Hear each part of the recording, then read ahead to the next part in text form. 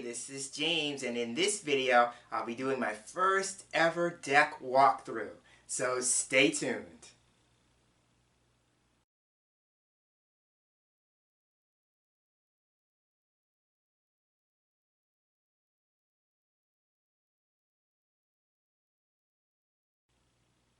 Thanks so much for tuning in and joining me for this video. As I said in the teaser, I'm going to be doing a deck walkthrough. And the deck is a deck that I just got in the mail yesterday. So, I always love to give a story, so here's the story. I came home from work, and I noticed as I was coming up to my front door that there was a package that was tucked in between my screen door and my front door to my house. And I thought to myself that I hadn't ordered anything, so I wasn't expecting a package, again, because I hadn't ordered anything. So I picked it up, and I took it inside, and I opened it up, and it turned out to be a Lenormand deck of cards. One of my viewers, her name is Crone's Bones, or Dominia, sent me a deck that she created. It's called Nosferatu Lenormand, and it is based on an old 1920s German vampire movie. So that was the inspiration for her creating this deck, and she sent me a copy, and so I'll be showing you the note that she enclosed, and I'll be showing you the cards in the next segment. But I have to give her credit, because normally when people gift me decks, I usually have some idea that the deck is coming. So Crone's Bones and I had not had any previous conversation. I didn't even know she was a viewer until now. So I want to thank her. Dominia, if you're watching this, I want to thank you for being a viewer of the channel. Thank you so much. I do appreciate that kind of support. But like I said, we hadn't had any conversation prior to the deck showing up. And she did her due diligence because she didn't have my email. She apparently found my mailing address, but it wasn't through me, so I have to give her credit. She really wanted this to be a surprise, and it was. I was really surprised. So in the next segment, like I said, I'm going to be showing you all the cards. It's a wonderful set in my opinion, and I want to put a disclaimer that because I didn't know the deck was coming, that I have not been asked to do a review or a walkthrough, anything of that nature. Because the deck was gifted to me and I did not know it was coming, I felt like I wanted to be able to do something to support Dominia and her work, especially because it's an independently made and published deck. So I thought, how can I support her? And I thought the best way that I could support her would be to showcase the deck, to maybe intrigue or inspire or motivate people who might find it interesting to go ahead and support her and getting a copy. So that is what I wanted to do, kind of my way of paying it forward. So, but I want to put it at the outset, I was not asked to do a review or anything like that. I'm just doing this because I want to support her as she supports me, right? It goes both ways. So now that I've gone on about the story and the inspiration for this video, let's get to the table and start taking a look at the Nosferatu Lenormand. And here we are with the cards on the table. The cards came in this lovely black bag. But before I open the bag up and show you the cards, I'm going to first show you the note that was enclosed with the cards. So here's the note, and it says, "Hi James, happy October. I hope you like them," and them being the cards. "Enjoy your YT videos as always, Dominia, Crone's Bones on YT and over at Etsy." So I was so pleasantly surprised to find Dominia is one of my YouTube viewers. So that was so exciting when I saw the card. But that's the card. So now I'm going to put the card aside. I'm going to keep the card because I just love it. I love the fact that it's written in silver ink. And so now I'm going to open the bag. And so I'm not sure if you were to order the cards directly, that they would come the same way or not. I'm just showing you how I received them. So once I open the bag, then here are the cards in a black tin. This is so cool. I love tins. So this is awesome. And it's labeled Nosferatu Lenormand. And for those who may not be aware, Nosferatu is a movie, an old movie, a silent movie, black and white, from 1922. And it's a vampire movie. It's a German vampire movie. So the deck is themed from this movie. That's the theme of the deck. So that's the casing, and so there's nothing on the sides or the back. But I just love that it's in a tin. Oh. So then you open the tin up. And the cards are inside, so I'm going to remove the tin entirely. And we'll start taking a look at the cards. And I think at this point I'm going to go ahead and zoom in a little.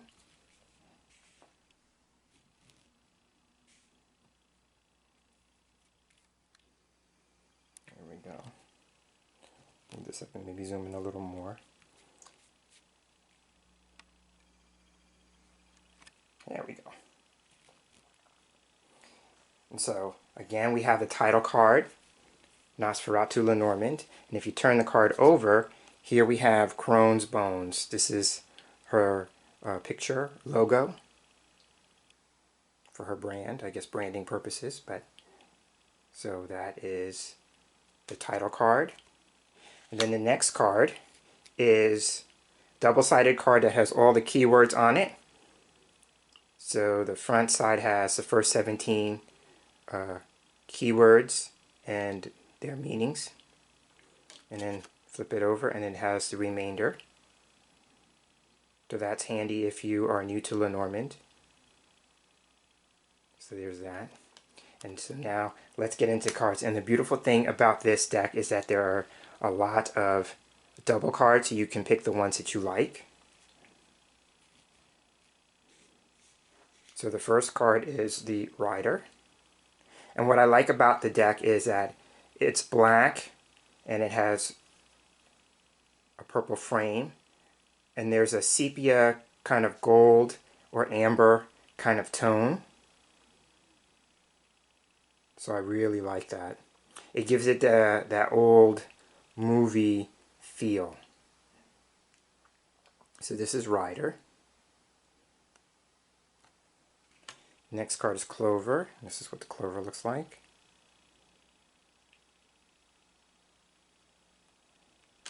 It's a ship, and I love this image for the ship. I love it. And that is ship. And here's one of the first of two cards that you could pick from is the house card, so I'll hold them both up. So the one in my left hand has a house that's looked like it's kind of in disrepair, or kind of has that horror vibe or haunted house kind of vibe or feel, right?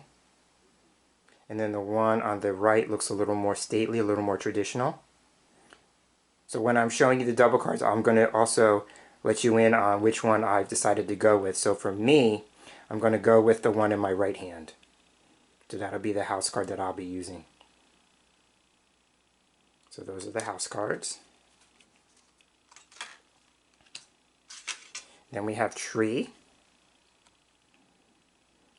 And I love it. Tree has no leaves on it, right? Keeping with the feel and the theme of the deck as a whole. So that's Tree. And then we have Clouds. Now the interesting thing about the Clouds card is that they're more dark clouds than light clouds. We have the dark clouds here, and then the light clouds here, right? But again, that's keeping with the atmosphere. I'm playing on the meaning of the card for me, on the atmosphere of the deck itself based on the theme, right? So that's Clouds. And then we have Snake. And it's interesting for me to note at this point, because Snake traditionally is a card that can represent the other woman. And this deck doesn't have any playing card inserts, doesn't even have any playing card mentions, like, you know, like some decks have the letter with the symbol. That doesn't even have that. And the deck is not numbered. So you're really getting just the image and the word written on the card. And even though I like my playing card inserts on my Lenormand decks, I really do like the fact that there's nothing obscuring the image in any way with this deck. So I actually like it like this. without the number or the playing card insert. But that is snake. Right? You can even see with the snake, it's a long and winding process. It's one of my meanings for the card, so you can clearly see that with the way the snake is moving. Right? For me, when I looked at this card initially, my first thought was like, oh, the idea or the expression of wiggle room, right? That came to me just looking at the snake itself, but that snake. And here's the next of 2 option cards. So we have the coffin card, and the one in my left hand has the character. This is Count Orlok in the movie. He's the vampire character, and he's carrying a coffin, looks like. And then we have a more traditional kind of coffin on the right. And so I'm going with the more traditional one. So that's the one I'll be using. But there's 2 choices for the coffin. Next we have bouquet, another one that has 2 choices, and I think this is brilliant. So in my left hand we have the bouquet with dead flowers. And then the bouquet on the right has flowers that are blooming or blossoming. So again, you get your choice. But I love this based on the theme. I think the one in my left hand is brilliant. But I'm working with the one in my right hand. But I still think it's brilliant with the left one. So those are your options for bouquet. And next we have scythe. And what I love about this is that you can clearly see, I read with direction in mind with this card, and you can clearly see which way the blade is pointing, because that is what's being cut, right? The card to the right of it is what's being cut, but that is scythe. And here's another one that has 2 options, which is the whip card. So we have whip, and we have the broom card. And I thought this was brilliant, because one of my meanings for the whip card is cleaning things up. And that would be the broom aspect of it, right? So we have whip and we have broom. Now for me, I'm going to actually use both. And I'm going to make the distinction when the broom card turns up in a reading for me, it represents the act of cleaning something up. And then for me, I read whip as, you know, abuse, punishment, training, discipline, all those kinds of things. But I have a clear distinction that I don't have to use cleaning up with the whip card because I have the broom card. So I'm actually going to use both of these. Then next we have birds. And I love the fact that there are 2 birds on the card. For me, one of my personal meanings for birds is a couple or a partnership. And for me, it can represent siblings, so I like the fact that there's 2. So that is birds. Then we have the child is next. And I'm not sure what she's holding. For me, it looks like a little card. So I love that. If that's accurate, if I'm right in that assumption, then it's like a little card reader. But that is child. Next we have fox, and I love this fox image. Oh, isn't that great? So that is fox. Next up we have bear, and this is bear. Oh, isn't that great, bear? I really do love the image choices that Dominia used for the deck. You know, usually for me there's always like 1 or 2 cards that are kind of like, well, I'm not really sure. You know, but it's very rare when I get a deck and I actually like every image, and I can safely say that in this one. So here's stars, the next card. And I just love that. And here's the next card that has 2 options, which is stork. So here we have the stork on the left, and then we have, and I love this because of the migration aspect of stork, we have a stork in the air flying, right? It's great. I love it. But when I'm working with the deck, I like the one in my left hand, so that's the one I use. But I love the fact that there's a stork in flight.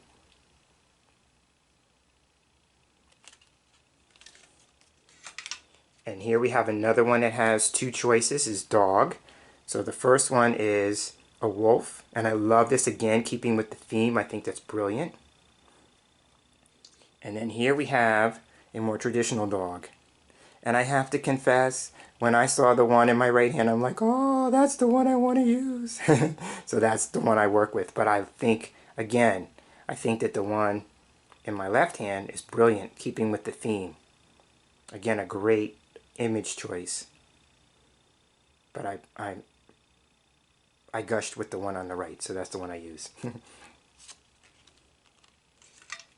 And here we have tower. I love that.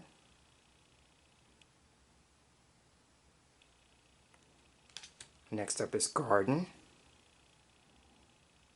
And I think that's a great image as well. You'll probably hear me saying that a lot, but it's true. I mean, I think the image selections are fantastic. Next up we have mountain. You can clearly see that's a mountain. Right? And what I love about this one is that there's a lot of height to the mountain, right? This idea of like having something to climb or strive or overcome. You really get a sense because of the height of the mountain. That's mountain. And crossroads. And what I love about this image is that you can clearly see that there's two paths, right? Two divergent paths. And the interesting thing here is that you could use this as a connector card, like if you're looking at the card to the right where the path is going, where is that leading? I just think that's wonderful. But I do really like that you can clearly see like being at a fork in the road, crossroads, and having to make a choice as to which way to go, clearly defined in this image. I love it. But I also like the connector aspect with the path over to the right. There's crossroads. Then we have mice. That's great. And here we have heart. And I love the line work on the heart. Makes it look like the heart is being shattered in a way, keeping with the theme of the deck. But that's heart. Next up is ring, and I love this ring card. You can clearly see it's a ring. Oh, I think that's a great image choice.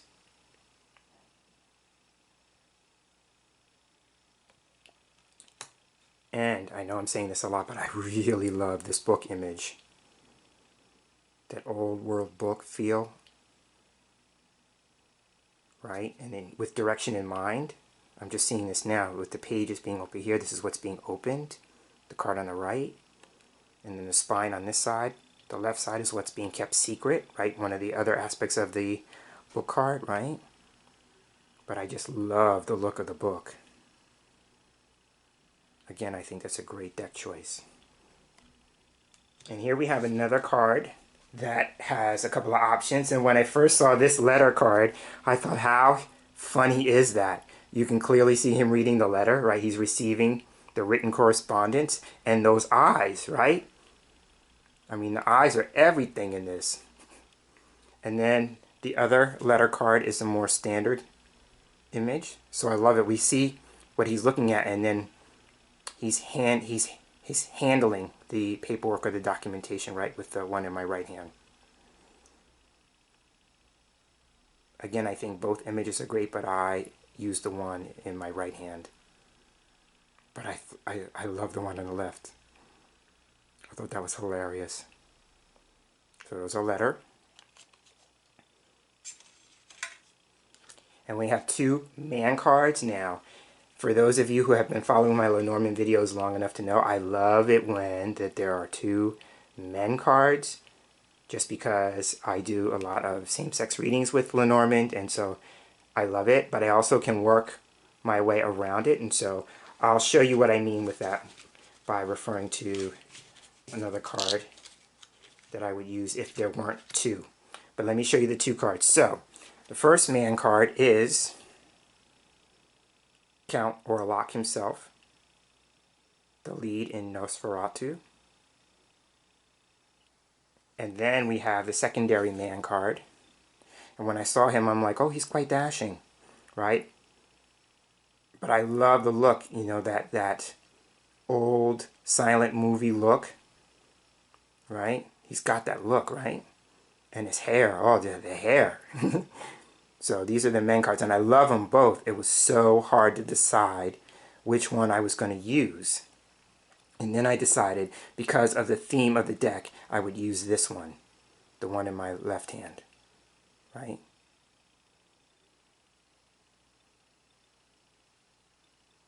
But if there was only, I could only use one if there wasn't another card. What I usually look for, if there's, then I look for the man card to be looking at the rider card. So for me, the rider card has to be facing in a direction, and the man card would be looking at the rider, and I would use this as a same-sex couple, male, if there was only one man card. So if that's my usual thing when I'm looking for Lenormand decks.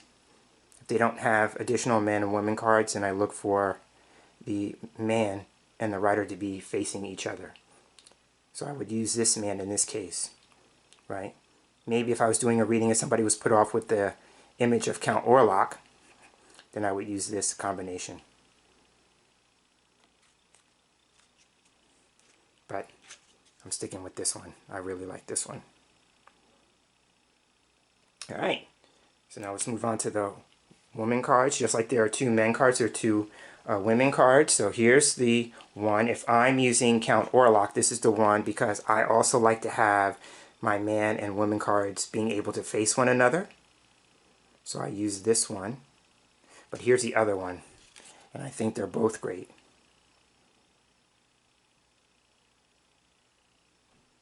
But again, I use the one in my left hand. Next up we have lilies.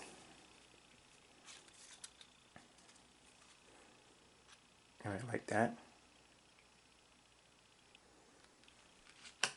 And I think this sun card is so wonderful. Look at that. So here we have the sun coming up in Count Orlok.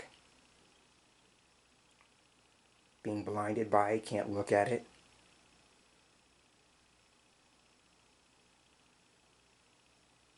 So that's sun. And then we have moon, and I love this moon image.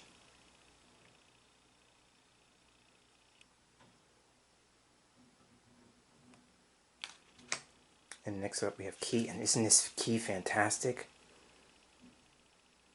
And the fact that it's in the keyhole just reinforces that meaning of unlocking something. But I just love the look of the key. And then we have the fish card, and I also thought this was funny. I thought this was funny because the fish are dead. So, but there's fish, and there's more than one, so I like having the idea of multiples on a fish card, so I like seeing that. But keeping with the theme of the movie, or the theme of the deck, I should say, that the fish are dead. So that's the fish card. Next we have anchor. I love the image. You can clearly see that's an anchor, right? That idea of something being fixed or something being held in place. And then for the last card, cross, there are two versions. And here's the first one. And it looks like a figure is writing a cross on a door. And then here we have the second one, which is more traditional.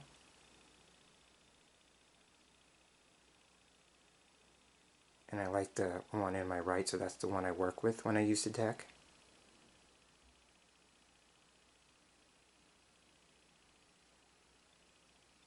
So there you have it.